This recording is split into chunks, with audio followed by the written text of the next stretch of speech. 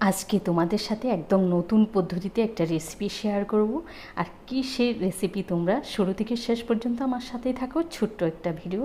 আর যারা আমার চ্যানেলে নতুন আছো, প্লিজ চ্যানেলটা সাবস্ক্রাইব করে পাশে থাকা বেল আইকনে ক্লিক করে দিও, তাহলে যখনই নতুন নতুন ভিডিও আপলোড দেবো সবার আগে পৌঁছে যাবে তোমাদের কাছে। এবার তাহলে চলো জেনে নেওয়া যাক। তো প্রথমে না, এখানে আমি 3টে আম নিয়েছি, আমগুলোকে জলে রেখেছি। এবার আমগুলোর মধ্যে দিয়ে দেব ভিনেগার। আর এগুলো কিন্তু একদম ফরমালিন মুক্ত আম, যেহেতু আমাদের গাছের আম, তাই এখানে কোনো কেমিক্যাল নেই, কিছুই নেই। তাও আমি ভিনেগার আর নুন দিয়ে আমগুলোকে 20 মিনিটের মতো জলে ভিজিয়ে রেখে দেব।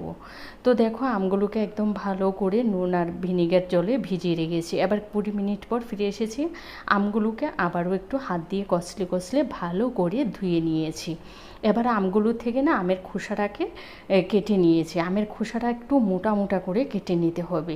তো তোমরা দেখো কতটা মোটা করে আমি কেটেছি, যাতে খোসার সাথে একটু একটু করে আম থেকে যায়। এবার এই খোসাগুলোকে আমি একটা গ্রাইন্ডার জারে নিয়ে নেব। আমরা কি করি, আম খাই, আমের খোসা ফেলে দিই। এবার থেকে তোমরা এই ভিডিও দেখার পর আর আমের খোসা কখনোই ফেলে দেবে না। এগুলোকে আমি একটু জল দিয়ে মিক্সার করে নেব। তো পেস্টটা করার সময় না আমি সামান্য একটু ফুড কালার দিয়েছি, যাতে কালারটা সুন্দর আসে। তো এবার একটা ছেঁকনির সাহায্যে ছেঁকে শুধু জলটা আমি নেব।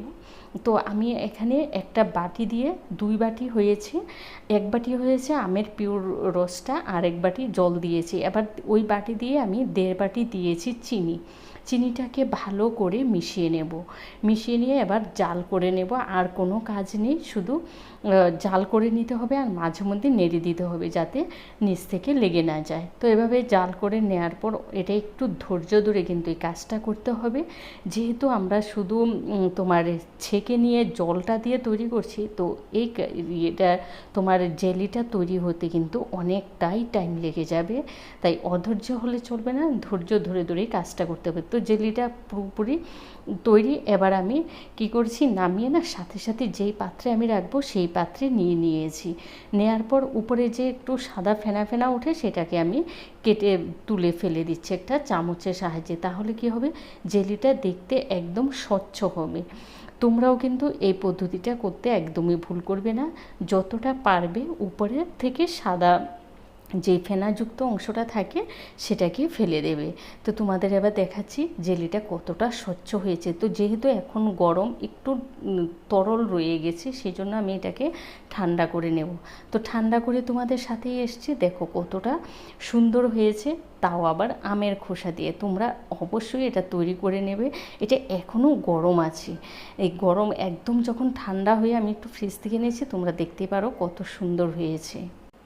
তাহলে এবার থেকে আর আমের খোসাও কিন্তু ফেলা যাবে না। আমের খোসা দিয়ে তোমরা অবশ্যই তৈরি করে দেখো। আর এটা না আমি ভীষণ ট্রেন্ডিং একটা ভিডিও, আমি অনেক দিন ধরে দেখছি।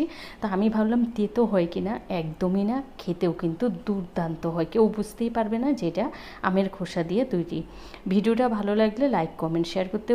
আর যারা আমার চ্যানেলে নতুন আছো, প্লিজ চ্যানেলটা সাবস্ক্রাইব করে পাশে থাকা বেল আইকনে ক্লিক করে দিও, তাহলে যখনই নতুন নতুন ভিডিও আপলোড দেবো সবার আগে পৌঁছে যাবে তোমাদের কাছে। তোমরা ভালো থেকো, সুস্থ থেকো। আবারও দেখা হবে নতুন ভিডিও নিয়ে। আজকের মতো টাটা।